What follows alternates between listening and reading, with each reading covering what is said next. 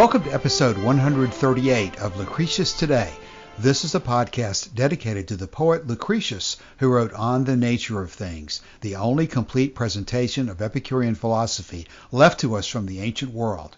I'm your host Cassius, and together with our panelists from the EpicureanFriends.com forum, we'll walk you through the ancient Epicurean texts, and we'll discuss how Epicurean philosophy can apply to you today. We encourage you to study Epicurus for yourself, and we suggest the best place to start is the book Epicurus and His Philosophy by Canadian professor Norman DeWitt. If you find the Epicurean worldview attractive, we invite you to join us in the study of Epicurus at EpicureanFriends.com, where you'll find a discussion thread for each of our podcast episodes and many other topics. Today we continue our discussion of Epicurus' letter to Menoeceus, and we begin our discussion of the nature of pleasure. Now let's join Martin reading today's text.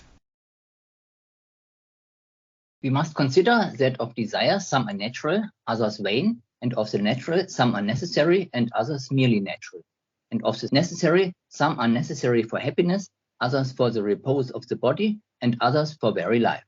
The right understanding of these facts enables us to refer all choice and avoidance to the health of the body and the soul's freedom from disturbance, since this is the aim of the life of blessedness. For it is to obtain this end that we always act, namely to avoid pain and fear.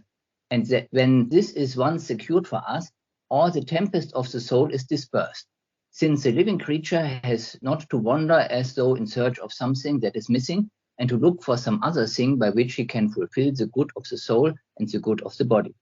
For it is then that we have need of pleasure, when we feel pain owing to the absence of pleasure. But when we do not feel pain, we no longer need pleasure. And for this cause we call pleasure the beginning and end of the blessed life. For we recognize pleasure as the first good innate in us.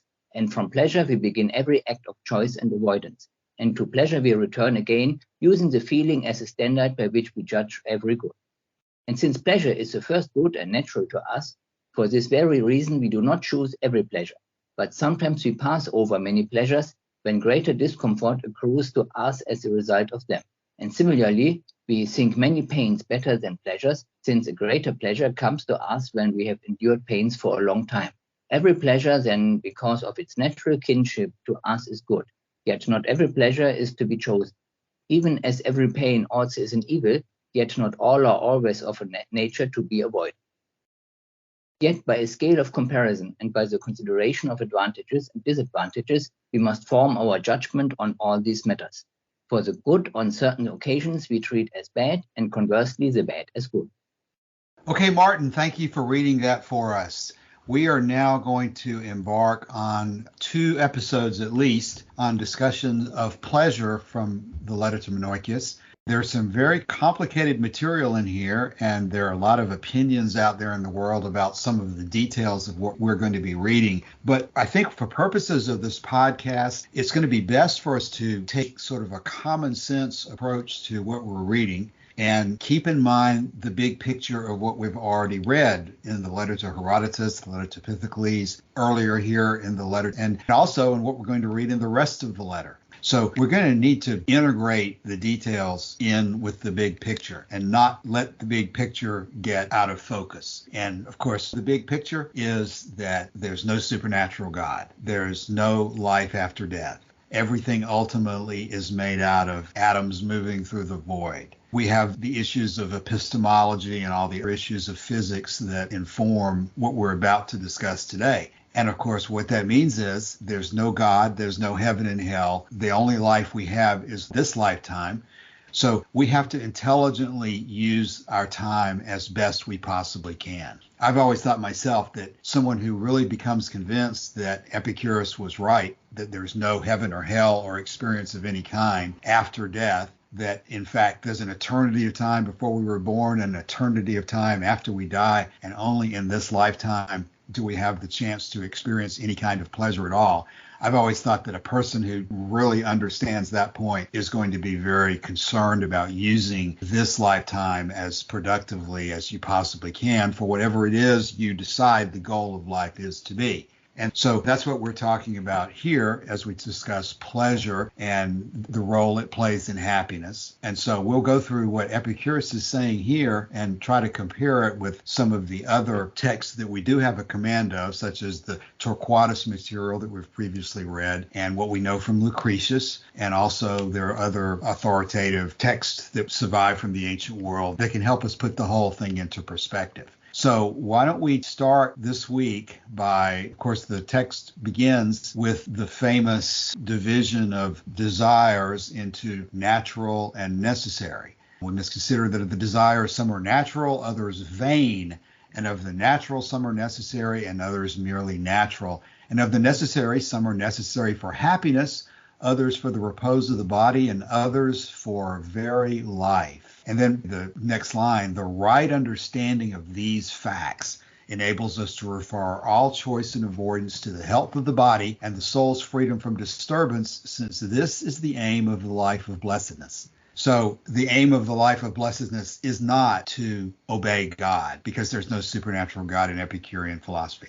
The aim of the life of blessedness is not to secure your place in eternal bliss in heaven, because there is no such place in Epicurean philosophy. So what is the best use of the life that we have? And when he refers to the health of the body and the soul's freedom from disturbance, what does that mean to an Epicurean?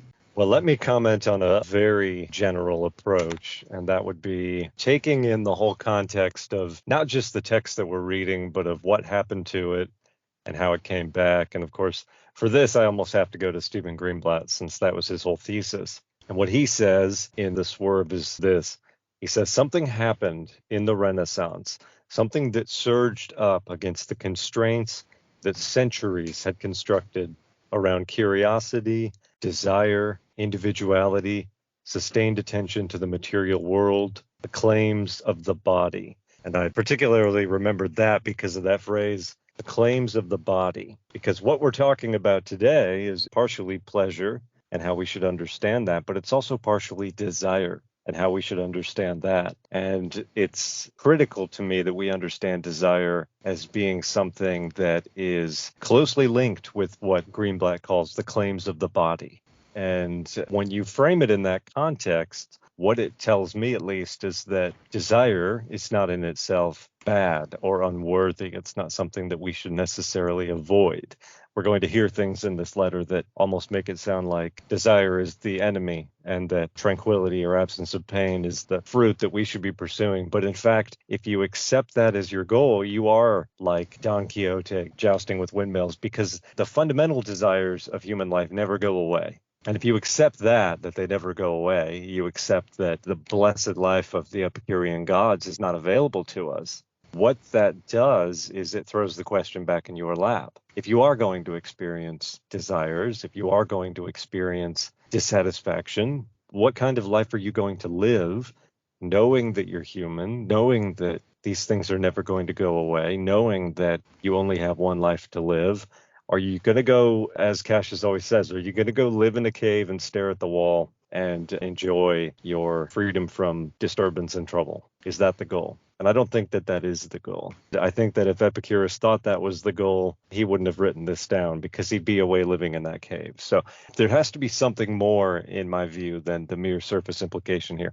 Now, peace, tranquility, freedom from disturbance, absence of pain, these things are all components for me of the blessed life. And as Don would repeatedly say, these are kinds of pleasure in themselves. And if pleasure, as it says in 129, is the beginning and end of the blessed life, if it is the first and natural good, then these are going to form a component of what we're pursuing. But if we do what Diogenes Voinwanda repeatedly censures people for doing, which is confusing the means with the end, we're going to have a problem. So how do we get around that? How do we take this idea of tranquility, freedom from disturbance, absence of pain, and put these in their proper place in the context of a means to an end? Or are they the end? That's the question we're going to try and hopefully get a hold of today. Joshua, I think that's very well said, and you could almost stir me up to go on another rant based on the way you said that, because Get back to what Stephen Greenblatt was talking about in his book, the emergence of these views during that period against the backdrop of religion at that particular time. To me, so much of this is always a matter of a struggle between the body versus the spirit world, sort of. The whole idea of religion, that we are at war with this world, that our souls are trapped in the flesh, and that we're struggling to get free of those problems of the flesh, and that the desires and the pleasures of the flesh are something low and to be fled from and suppressed in favor of something that's supposedly more noble and higher in the spirit world. That is a war of something against this world. And Epicurus is a philosopher of this world and of the things that we observe around us. He's never giving in to this idea of a Platonic ideal out there or a religious ideal of any kind. He's embracing the world as we see it and feel it around us. And he's never agreeing with these guys who allege that there's something wrong with pleasure and with the way we feel things or with desire in and of itself. So to me, that's the big framework here, is that Epicurus is willing to wage war, as Lucretius says early in Book 1, against the gods glowering down at humans who are crawling around in oppression on the earth. He was the first to burst the gates of nature and liberate us from those fears and oppressions and show us the path to reach for the skies ourselves as human beings. So that's the biggest picture here, that pleasure and desire are not something to be fled from and suppressed in this world or within ourselves. That they are ourselves, that they're all that we are, that while we have a spirit in the sense of the ability to think and to articulate words and so forth, that we are not spirit creatures trapped in our bodies. We are, in fact, whole beings that, when Epicurus talks about the health of the body and of the mind, these are physical attributes that we have, and they're all that we have. When Epicurus says that pleasure and pain are the only guides given by nature of what to choose and avoid, he is contrasting that to this idea that there's some spiritual realm that's higher that we should attempt to escape to or suppress our desire. As you were saying a minute ago, Joshua, when you talked about the illustration of living in the cave, you're going to come to the end of your life at some point. And when you get to that point and you are about to die and you look back at your life, are you really going to want to say that you had a really good time sitting in that cave, eating bread, drinking water, and staring at the wall? That's not a vision of life that I can imagine Epicurus promoting. So having said those things about the generality, we still have to deal with what we're going to read in these texts about pain and fear and how to deal with them. And I think that there are good ways to understand everything that's said here without ever coming close to a conclusion that you should suppress all desire, that you should suppress all feeling. Those are Stoic or other Eastern type ideas that are not, in my view, inherent in these texts. And we can go through these texts and see if we can't find ways to understand them that do not imply that we are at war with all desire or at war with pleasure. And when we come to the end of this text, we hope to be able to say, like Diogenes of Oinwanda, having already reached the sunset of my life, being almost on the verge of departure from the world on the count of old age, I wanted, before being overtaken by death, to compose a fine anthem to celebrate the fullness of pleasure. So with that in mind, I think the first thing we need to do here is to consider what we mean when we talk about desire. Because desire is, I think it's like the sixth word in this first sentence. We must consider that of desire, some are natural, others vain, and of the natural, some are necessary, and others merely natural, and of the necessary, some are necessary for happiness, others for the repose of the body, and others for very life. So how do we get a handle on that? Because I've said before, and I still think this is more or less true, that desire presents to us as a feeling. And Epicurus, Cassius, as you referenced a moment ago, says that there are two feelings, and that those are pleasure and pain, and that desire presents as a kind of low-level dissatisfaction, which would be categorized, in my view, as a kind of pain. I don't know if you've come around to that idea or not, but I'm going to keep saying it because I really think that's a good way to understand it. Now, one thing I'd like to get in here is that just because I say that desire presents as a kind of low-level dissatisfaction or pain, that's not to say that it's necessarily a bad thing, right? The desire for water to a person who's dying of thirst is a goad that nature gives us, it gives our minds, gives our bodies to go get some water before we die. So in that sense, without it, we might not go on living for very long. So while it does present as a kind of pain, in my view, that's not necessarily a bad thing.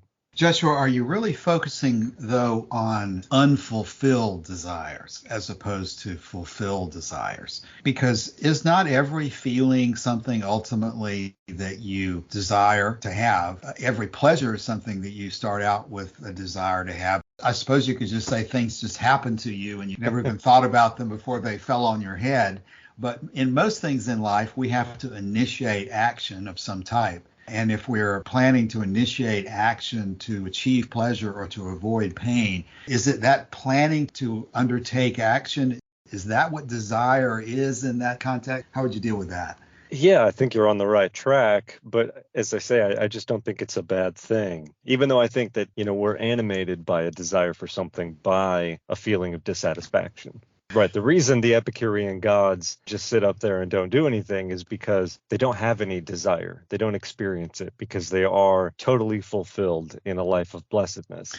They don't have any unfulfilled desires, but they're surrounded by pleasures of every kind of mind and body, according to the Torquatus material. So I'm not sure I would say that the gods don't have any desire, but they certainly don't have any desires that are not met, it sounds like. Let's continue to talk about that, because were we to conclude that desire itself is a bad thing, that would be a very troubling conclusion that would lead us in directions that I don't think any of us think Epicurus was going. So does the whole equation get solved by talking about unfulfilled desires versus fulfilled desires? Or what's the best way for somebody new to Epicurean philosophy to think about that? Because indeed, if in fact Epicurus is telling you to limit all desires across the board without regard to whether you can achieve them or not, then you might as well join the local Buddhist temple or the local Stoa and go that direction, because that does not appear to be. Epicurus, it says he would not know what the good is were it not for the pleasures of, there's a list of things he says, I think sex and food and maybe dance or something like that. So we better not go too much further without trying to decide whether Epicurus is saying that all desire is a bad thing or not. Well, I don't think it's all a bad thing, but I do think it presents as a kind of pain or dissatisfaction. But I also don't accept something you said a minute ago, which is that we should shun desire or try to get rid of it. Because what we have is another mode of dealing with desire, and that is simply to satisfy the desire or fulfill the desire. I don't think Epicurus is going to take the ascetic view of someone who's saying that, okay, you experience hunger as a kind of desire, and it means that you want food. And of course, this is very natural. You're made of matter. As you use it up, you need to replenish it. This is what food is, matter and energy. And so you have to eat. You have this ingrained, you might almost say evolutionary or instinctive desire to eat. So you eat, and there's nothing wrong with that. Now, you could take the view that you need to fast. This is something that's prevalent across many religions, is this idea that you have to fast. And what they're trying to do, in my view, is wrestle desire to the ground. I don't want to be governed by desire. This is the view they seem to have. Well, that's, I think, a slightly neurotic take on this. What you could do simply is satisfy the desire for hunger. You're not required to have the most luxurious banquet to satisfy the desire for hunger. Even a simple meal will do, but you also have to understand that that desire is going to come back around again. But that's the other point, is that you're talking about fulfilled desires. I think that when a desire becomes fulfilled, it goes away, at least temporarily. Good point. Let's see if Martin or Calasini have anything to add. Yes, so there is another aspect to desire. This is the drive to action. So that means if we desire something, we take action to get this. And of course, after we took the action, the desire is gone. No? So from that perspective, these desires go away once we do. So Martin, how would you explain to a younger person, for example, should they consider all desires to be bad? Desires are neither good or bad.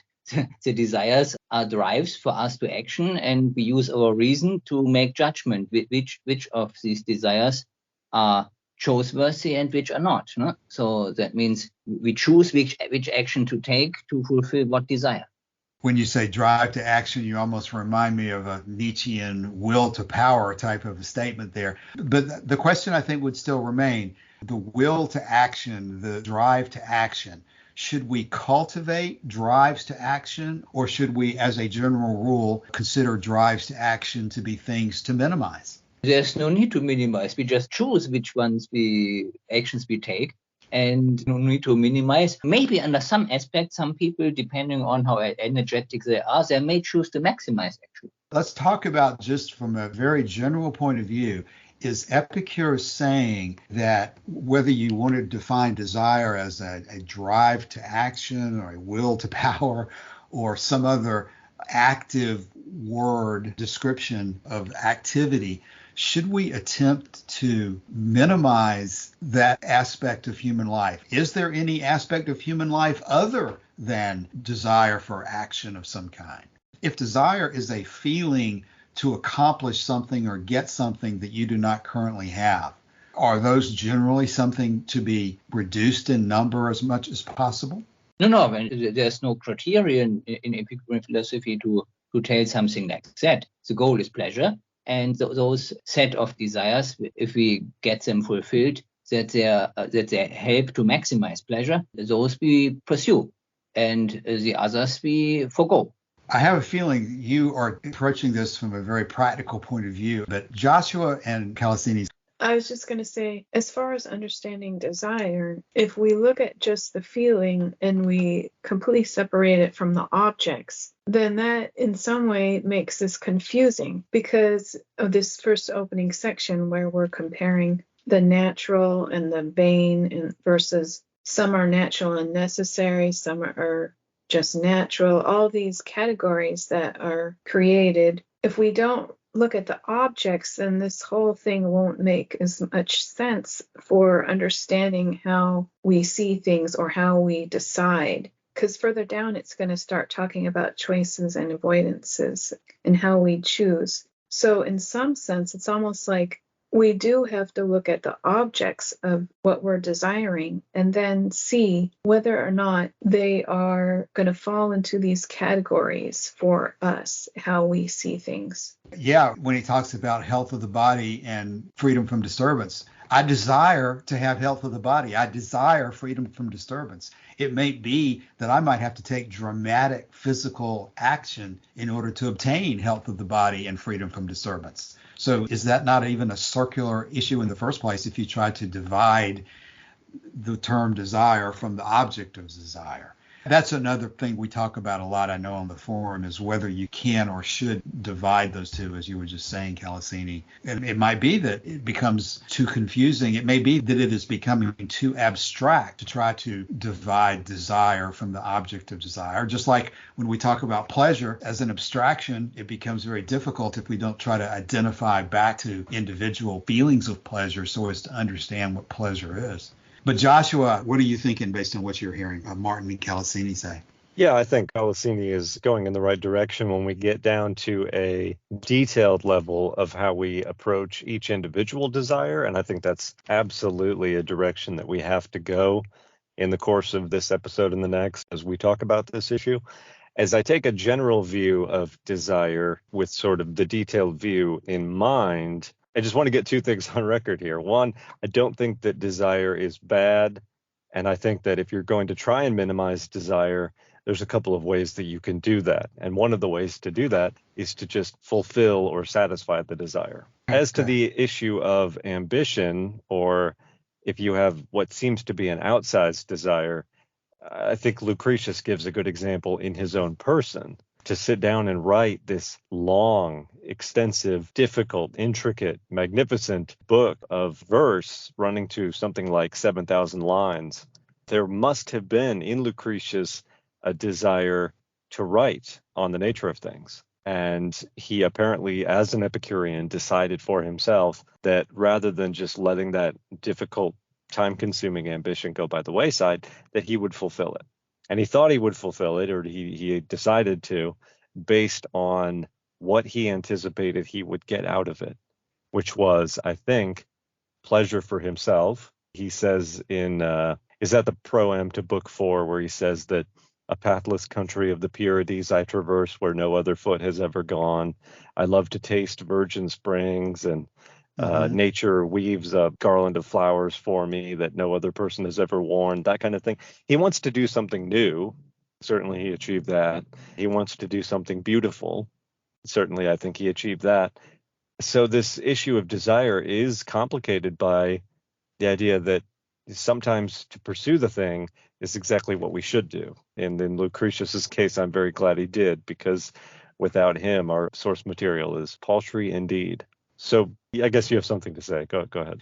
We may end up dividing this section into 20 episodes instead of 2 episodes, but sometimes rabbits just have to be chased, and we have to chase this one for a while longer. So I wasn't intending to stop you at all, Joshua, because there are many situations where people are going to read on the internet that desire should be understood as wanting something you don't currently have. And we're going to run into the text of Epicurus. We're going to run into many people who will make arguments that that's the whole problem. You should not want anything that you don't already have. Therefore, you should eliminate all, quote, desire, unquote, from your life. And they look at it in a very broad way. I think that eliminating desire from your life is something that's readily recognizable by a lot of people as a viewpoint that is out there, either within religion or different psychologies or other philosophies. So we might as well come to terms with this at the very beginning of this discussion,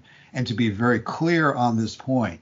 What is desire in Epicurean terms, and is it to be minimized across the board? If desire is to be minimized across the board, that leads in one direction. If there are some desires that are not only not to be minimized, but are to be expanded or to be encouraged, then we need to be clear about that. So we just need to really dig into this question of what is Epicurus's attitude towards desire?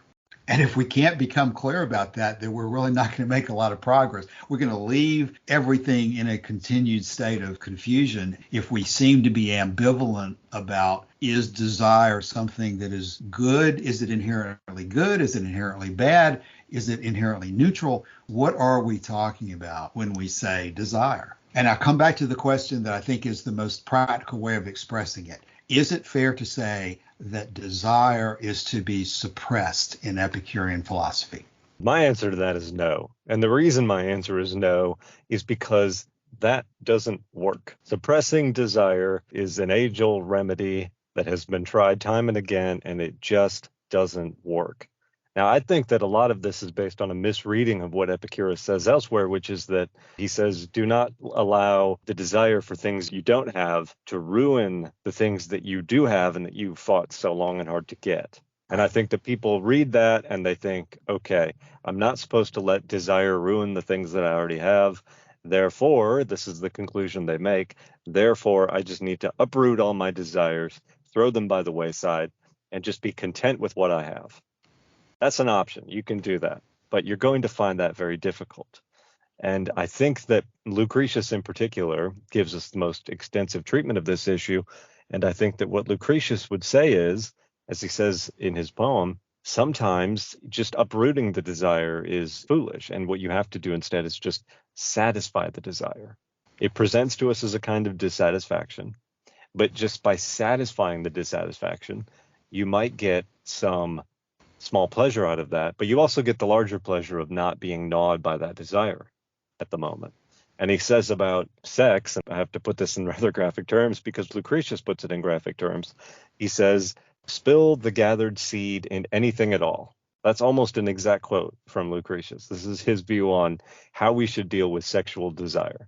Cassius, you probably know more Lucretius than I do. You agree that that is a quote? I'm having trouble. That is clearly is in that very famous section about sexual romantic love. And Lucretius does make that very point. He's talking about how in romantic love or sexual lust and so forth. You become intoxicated basically by the thought of fulfilling your desire here. And that intoxication leads to tremendous negative results in the rest of your life when you throw away your riches and you throw away your reputation and throw away your health, and many other things that can be caused by this single-minded pursuit of lust in life. And so he's saying that you can certainly satisfy yourself and resolve at least most of that lustful feeling in ways that don't require you to suffer all those bad circumstances. And he does get graphic about what the alternatives are, which people can read for themselves and evaluate how that applies to them. And I started to stop, Joshua, when you said minimizing desire doesn't work. Well, okay, that's a good argument as long as we're all in agreement about what it means to work. And so the point remains, does it not, that what we're looking for is a pleasurable life. And if you suppress all your desire, you're making the pragmatic, practical argument that if you were to somehow succeed in suppressing all your desire, your position is that that would not, in fact, produce a pleasurable life. I gather is your argument. Well, I don't think so, no. Okay. And the reason I say that is because people still try this. And they don't just try it on themselves, they try it on other people. For a long time, it was considered that left-handedness was, the literal word comes from the Latin, which Sinister. also means sinister. Yes. Yeah. We have to beat this out of you. If you don't start writing with your right hand, then you have to be punished. So much of it comes back to sex, which is why I came up with that out of Lucretius and why I'm struggling to come up with other examples right now. But you could talk about these conflicts that we have today, like pray the gay away is one that comes up. Now, I don't want to get political about this, but I just have to say it typically does not work, is my view. Now, that's when it's imposed from the outside. Maybe there is a point to be made about how we approach our own desires, right? And whether we can minimize them. And I think some of them can be minimized. But I think when you take that as like a cause in itself, like I have to root out desire, what you're really going for there, to me, is a life of pain and not a life of pleasure. And when you say it that way, that's why we have to be clear that someone who looks at desire as a pain cannot just simply decide, I want to remove pain from my life, therefore I'm going to remove desire from my life, therefore I'm going to just simply sit in my cave and stare at the wall. Okay, so you were clarifying what you meant by that when you say it doesn't work. What I heard you say then is that when you try to reduce desire to a minimum, you just simply don't succeed because that desire stays there anyway. It's not something you can just necessarily through willpower will it away. At least in many cases you can't. And you see, that's part of the problem here. I have a desire to breathe oxygen to remain alive. And that's pretty easy to fulfill. I don't think many people would say that that desire has anything bad about it. So there's clearly desires that are so absolutely required to maintain your life that nobody in their right mind, although there are many people who are not in their right minds, would say that those desires should be eliminated. And yet we have this impression that all desire is a bad thing. So there's a problem with the terminology here. And I'm not saying the problem is within Epicurus. I do not think the problem is in Epicurus. I think the problem is in our modern superficial understanding of desire we've absorbed through religion, or I'll say also through humanism or Buddhism, but through different influences in modern life, that desire is something that has a negative connotation to it. Just like pleasure. The same thing goes with pleasure. People will say pleasure is disreputable, ignoble, unworthy of you. And the feeling people have about desire seems to be closely intertwined with that. And since we know pleasure was not a bad word in the minds of Epicurus, I also can't imagine that desire as a whole, in general, was a bad term either. It's clear that there are some desires, and this is where we get into the discussion of the words like vain and empty and things like that. Some desires are so destructive to your life and lead to such pain that you clearly are not going to choose to pursue them. But other desires clearly do lead to tremendous pleasure or to the avoidance of great pain. And you have to, if you're sane, pursue them as aggressively and vigorously as you can. So it's not the word desire itself that is the negative term. It's some subset of desires. And it's that subset of desires that I would say we're talking about when he goes into this discussion of natural and necessary and things like that. Yeah, yeah. And just as an example, the desire to root out desire can also Right. be a problem. It's been a while since I've told the story of St. Jerome on the podcast. St. Jerome I think he was a pagan who converted to Christianity, but in any way, he had a very good grasp of Latin and was a great lover of pagan literature. And in particular, he loved to read Cicero. And he knew, at least he had convinced himself, that if he was a Christian, he shouldn't be reading pagan works. He should be spending his time reading sanctified works, Christian works, and in particular the Bible itself. But he just couldn't get away from reading these pagan writers, and in particular Cicero, as I said. And so what he would do is he would read Cicero, and then he's always pictured in paintings with a rock in his hand and scars on his chest. He would read Cicero, and then he'd beat himself with a rock as sort of punishment for fulfilling that very natural desire, the desire to experience language and art and beauty and culture. But he would beat himself with a rock, and then he'd go read a Bible to atone for it. And then the next day he would read one of the plays of Sophocles, and then he'd beat himself with a rock. Ultimately, he comes to a point where he has this dream, and it's God comes to him in a dream and asks him what the condition of his soul is. And Jerome says, "I'm a Christian." And God says, "You're not a Christian, you're a Ciceronian." And Jerome knows well, being a Christian, that this would be crime enough to get him sent to hell for all eternity. But God is merciful and gives him one last chance. So Jerome takes all of his pagan books, burns them, and spends the rest of his life with Christianity and translates the Bible into Latin. And so that kind of thing, to me, I mean, you could see in what I just said there, translate the Bible into Latin. He hasn't gotten over his love of the Latin language or his love of the beautiful style of people like Cicero, who was a very elegant writer. But because he's suppressed it in one area of his life, he's trying to channel it into another area of his life.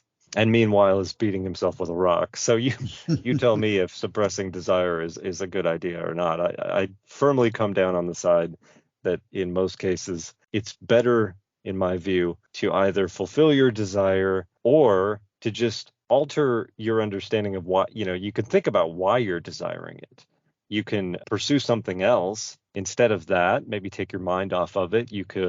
This is where choice and avoidance comes in. But as a carte blanche idea of just suppressing desire, I think this is one of the worst ideas that the human mind has ever come up with. And Joshua, when you're talking about Jerome, that would remind me to say that your argument is very persuasive to me, and I think it should be persuasive to many people. The presumption that makes it persuasive, however, is that there's no eternal reward in heaven that you achieve by suppressing your desires in this world. If you believe that religious perspective, that God wishes you to suppress your desires so as to achieve eternal reward in heaven, then yes, suppression of desire would be the most important thing you should possibly do, because that would gain you eternal reward in heaven. That is sort of I hate to call that a physics position, but it is a worldview position that is behind the kind of analysis we're talking about here today, because it would work to gain eternal reward if the things that you were taught in Sunday school when you were growing up were true. So maybe it's not necessary to make that point, since most of the people listening to the podcast understand the Epicurean worldview on those things. But to me, that is a critical thing to always remember. The worldview informs the ethics. You just don't pick a desire, a goal, and go with it regardless of the reality of the world. Martin or Calasini? It seems important that we also bring in the upcoming lines, which are about choosing things.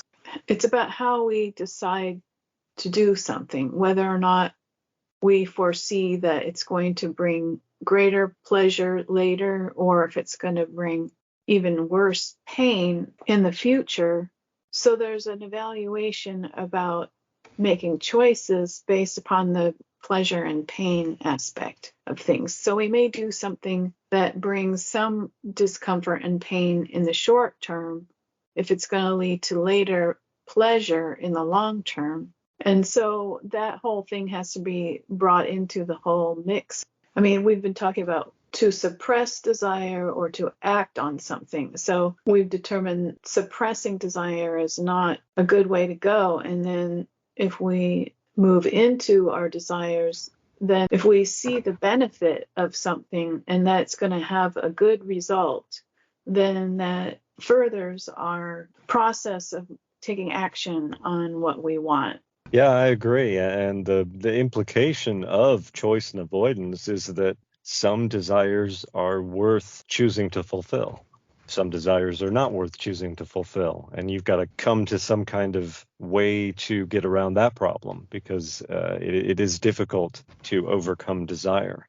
But certainly what this boils down to on the detailed level is going to be choice and avoidance, how we decide which pleasures or which desires we satisfy in the hope of gaining pleasure, how we decide which desires we avoid, maybe in the hope of avoiding pain. But the point of it all is that pleasure is the goal here. So it's not that desires are bad necessarily in themselves. It's that we choose to satisfy desires that we think will bring us the most pleasure.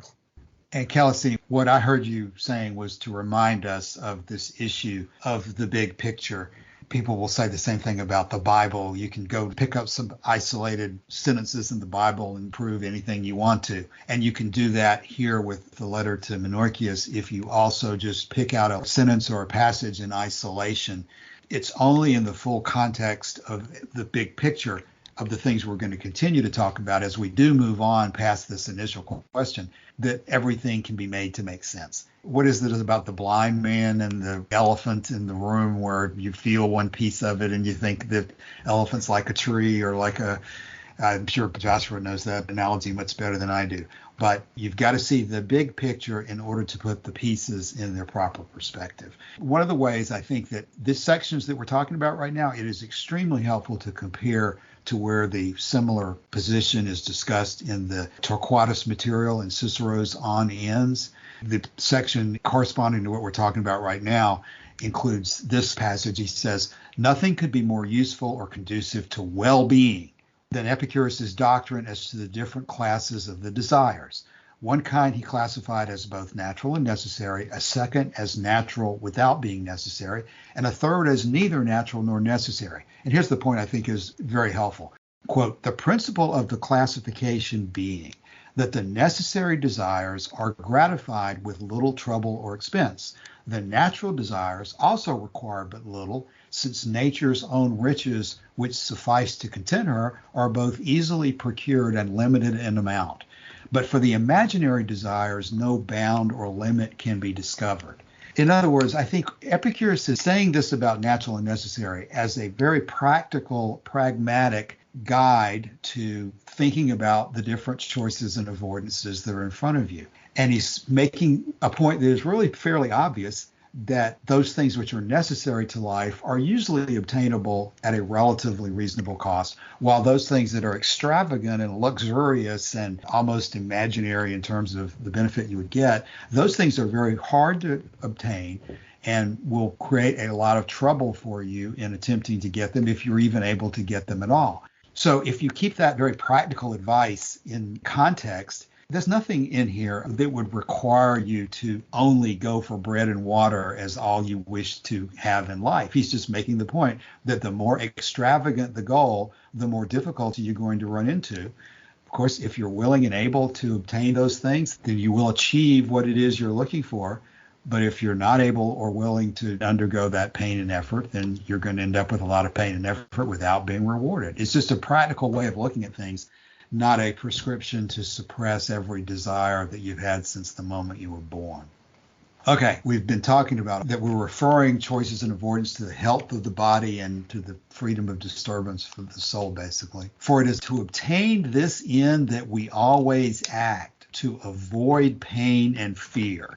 Let's use that sentence as a testing ground for this question. Does Epicurean philosophy value the avoidance of pain over the obtaining of pleasure? Do we avoid pain at all cost, even at the cost of certain pleasures that could be obtained if we were willing to undergo some amount of pain for them? Well, the examples I'm coming up with are somewhat difficult because it's not really possible to know a person's inmost mind. But Joshua, let me stop you. Let's go for the general question, yes or no. Does Epicurean philosophy in general prioritize the avoidance of pain over the obtaining of pleasure? Well, that's easy. I'm going to say no.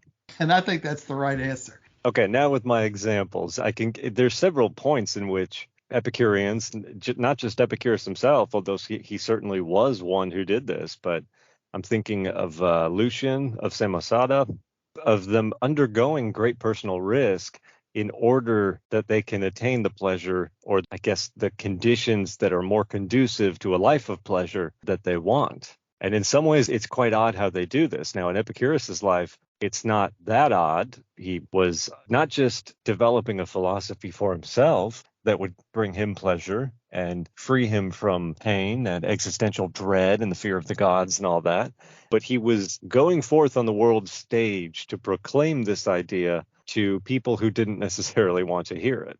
And in so doing, what was the name of that town that actually he drove Epicurus out of town because they didn't want to hear what he was saying?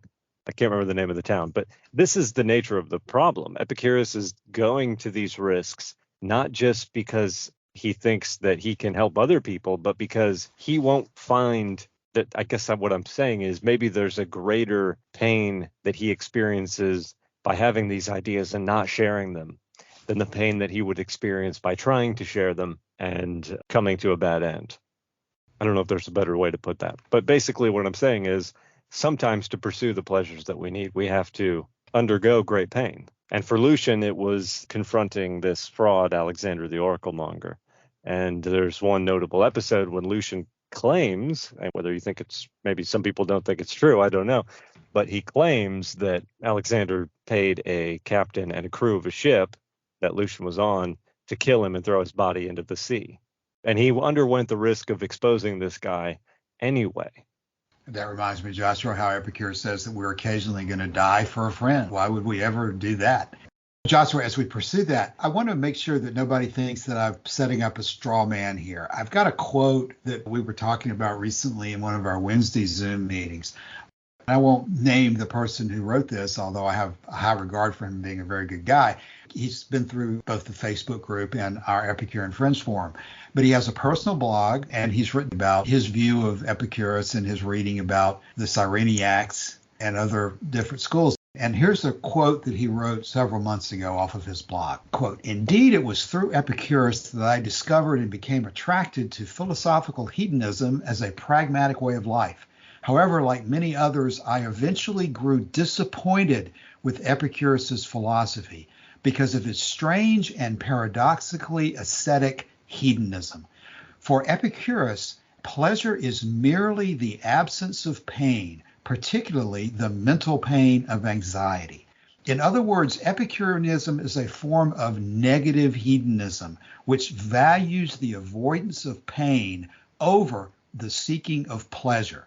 Whatever merits an analgesic philosophy like this might have, it certainly wasn't my ideal of hedonism. Indeed, I was delighted when I read that a contemporaneous hedonist school made fun of Epicureanism by saying that this state of absence of pain is the condition of a corpse." Now, regardless of the merits of some of the details that he stated there, that's the end of the quote, I see that attitude a lot. In other words, Epicureanism is a form of negative hedonism which values the avoidance of pain over the seeking of pleasure. So there are people who say that. Even people who have interacted with us and who listen to us discuss it think that that's a reasonable position to take. Is he right? Well, first of all, I think it's very possible to read not just the letter to Menoeceus, but other Epicurean texts and emerge with that conclusion. So I don't want to fault anyone for thinking that absence of pain was Epicurus's goal. But for myself, I personally reject that as being the main goal, because the goal for me is pleasure. And when you say for yourself, I presume you're not considering yourself to be some oddball who likes to take incorrect positions, right, Joshua? No. I think it's when I say that it's possible to read Epicurean works and emerge with the conclusion that absence of pain is the primary goal, I think it's also very possible to read the same works and emerge with the conclusion that pleasure itself is the goal. And what we mean by pleasure is, what's that quote that Cassius, you like to cite the pleasures of, the only one I can think of right now is sex. I don't know what that says, but The things he says when he would not know the good. I can't quote the list right now either, but we'll put that in the show notes for sure. I think it's sex, food, and dancing, but I'm not sure. yeah. Martin or Calasini, when he says, quote, in other words, Epicureanism is a form of negative hedonism which values the avoidance of pain over the seeking of pleasure. So Martin or Calasini, do you think that's right? No, it's not. I mean, it ignores part of what Epicurus wrote. You can isolate some things out of their context and then misinterpret it this way. But if you consider everything what we have and try to reconstruct what it means altogether by removing apparent contradictions, then it's not like that. Calasini, anything? Yeah. So if the goal is pleasure, if we're responsible for how our lives unfold, and we naturally seek out pleasure, and we really seek out to avoid things that are uncomfortable, unpleasant, it's just a natural tendency. So as we make our choices, we could choose pleasures that might be mixed with pain, like the results of things. We sometimes don't know how things will end up. Some things may be better than we expected. Sometimes they're worse. Sometimes there's an experience of both pleasure and pain all mixed together. And so in the end result feeling is that, well, it really wasn't quite as good as I would have wanted. So my question is about, we have choices and we can move toward making better choices. So we're not going to settle for something that's like a mix of pain and pleasure. The best goal would be a pleasure that is full and complete. This is a difficult subject to talk about, but it's so critical to everything that Epicurus was about that talking through it like this is something I think we absolutely have to do to improve the ability to articulate this and become confident in being able to say that there's no gross contradiction here. Because I don't think any of us feel like that this position of avoiding pain taking priority over pursuing pleasure is viable or is at all what Epicurus was saying. At the worst, I think most of us would agree that he's saying pursue both. But that leaves this ambiguity of if you're supposed to pursue both, well, sometimes you can't pursue both, so what are you supposed to do? Well, Epicurus answers that in this very section we're reading today when he says, since pleasure is the first good and natural to us, for this reason we do not choose every pleasure, but sometimes we pass over many pleasures when greater discomfort accrues as a result of them. And similarly, we think many pains better than pleasures, since a greater pleasure comes to us when we have endured pains for a long time. Every pleasure then, because of its natural kinship to us, is good. Yet not every pleasure is to be chosen, even as every pain also is an evil, yet not all are always of a nature to be avoided. Yet by a scale of comparison and by consideration of advantages and disadvantages, we must form our judgment on all these matters. For the good on certain occasions we treat as bad, and conversely the bad as good on certain occasions, he's saying there. I think when you read that, you focus on the practical advice of we simply have to realize that we have to judge and anticipate what the result is going to be. That's one of the Vatican sayings, ask of every choice, what will happen to me if I get it and what will happen to me if I don't. He's not saying sit in your cave and stare at the wall and avoid all desire. He's saying get involved with your desire and work it as aggressively as you can to produce a pleasurable result and to avoid a painful result. But you're not simply prioritizing avoidance of pain as the ultimate goal. And really, that is the message that is out there on the internet in modern Epicurean philosophy, that Epicurus said the avoidance of pain is the goal of life. I don't think that's valid. And to the extent he even got close to saying things that are similar to that, you can understand them in ways that are consistent with the pursuit of pleasure. Because when there's only two feelings, pleasure and pain, you can interchange the terminology of one as being the absence of the other. So there's a variety of ways to look at this. And you can either come out absolutely confused and just say, I'll just go read somebody else. Maybe it's time to go read some Plato. Or you can make sense of it and come up with practical advice for living life. Yeah, I agree with everything you just said. And the glaring contradiction that you described to me is the contradiction of being human and being alive and expecting or anticipating that you can live a life and not experience pain. Right. That to me is an absurd idea because we all experience pain and we all experience mental anxieties and troubles and we all experience dissatisfaction. And I just don't think there's any way of getting around that. If you were a god and you could experience both the fullness of pleasure and the absence of any pain or dissatisfaction, then I would say, yeah, go do that. But that option is not open to us. And if you were dead, then you wouldn't experience any pain. But that's not a condition that I would recommend that you pursue immediately. You are alive and you are human and you are going to experience pain. So the only thing you can do is decide what to do with your life given those preconditions that are built into the equation. And for me, relentlessly pursuing absence of pain, I don't want to experience pain, don't get me wrong, but I know that I'm going to. And the goal, I guess, is to try and minimize the experience of pain as much as I can, knowing full well that I can't get rid of it, while also pursuing what for me is the goal, and that is a life of pleasure. And Joshua, you keep qualifying what you're saying, and I applaud you for doing it by saying things like "for me," and "this is the way you think," and "that's what your choice would be." And you're being a nice guy to qualify that. But the obvious point I think people should understand: you're an intelligent guy, but you don't hold yourself up to Epicurus as being at the same intellectual level as somebody who founded a philosophy like this. So if you, Joshua, humble poet as you are, can come to these conclusions, we have to believe that Epicurus saw the same things and would not have said something inconsistent with that. To believe that Epicurus held prioritizing pain is more important than prioritizing pleasure, it's just absurd on its face, given everything that's in the philosophy and everything we know about the way the Epicureans of that time period were living. They were not living in caves staring at candles. They were out living their lives, in many cases, very aggressively. Apparently, it's one of the great questions of Epicurean philosophy. Were the Roman Epicureans bad Epicureans? Well, I don't think the Roman Epicureans were bad Epicureans. They had better texts than we do. They knew the Greek. They had the texts. They had the teachers.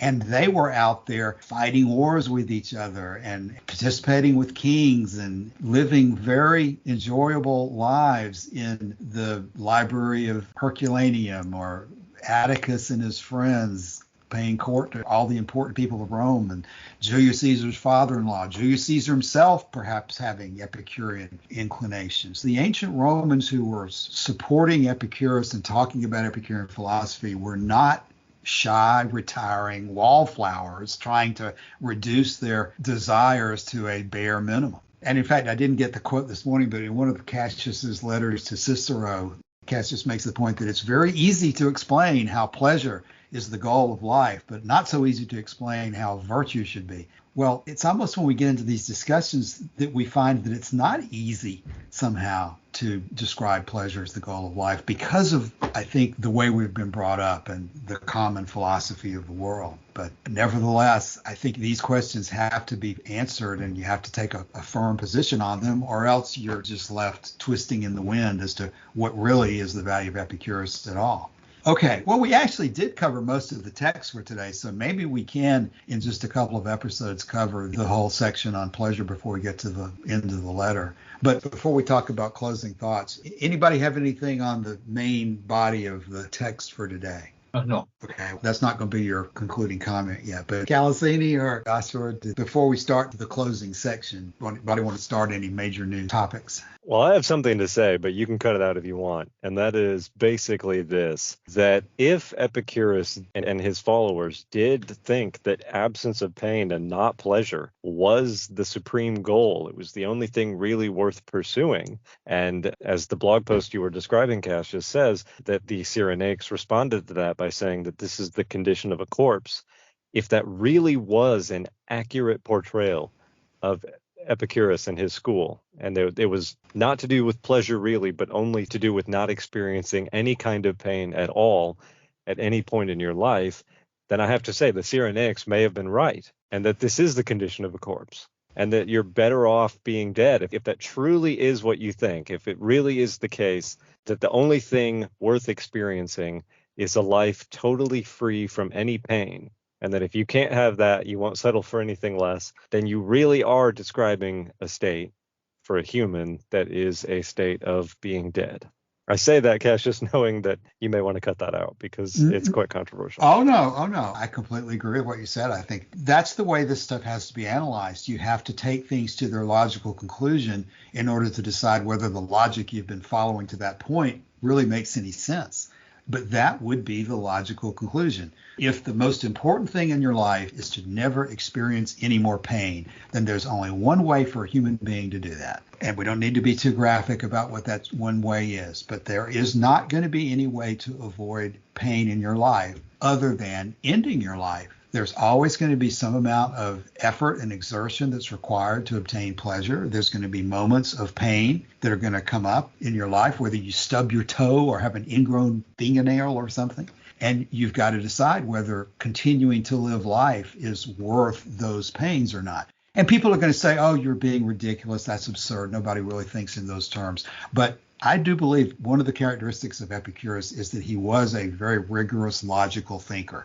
And he would not get caught in such an obvious contradiction to say that the avoidance of pain is the most important things in life. What he would say is that if, in fact, there's only two feelings, then the presence of one is the absence of the other, and the absence of one is the presence of the other. And from that very limited perspective of measuring the two, yes, that is a logical way of expressing the idea, and that is a very beneficial way if you're looking to find what the limit of pleasure is. But that's a very specialized debate that has a context to it, and if you try to take that terminology out of that context, you're going to be led in very difficult directions.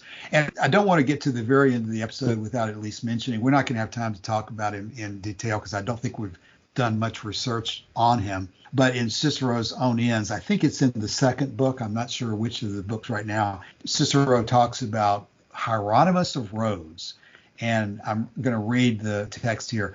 Well then said I, and I think this is Cicero that's talking, well then said I, you are aware of what Hieronymus of Rhodes says is the chief good, to which he thinks that everything ought to be referred.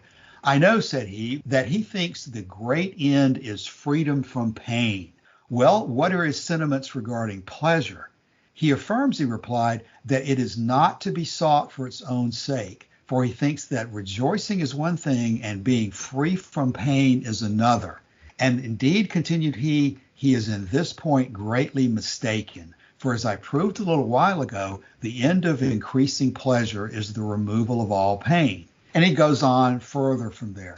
But this would be another aspect that I would suggest somebody research if they're concerned about this question. Hieronymus of Rhodes, who appears to have come after Epicurus, but apparently, according to Wikipedia at least, is considered to be an Aristotelian. Hieronymus of Rhodes, in fact, took the position that freedom from pain is the ultimate goal of life.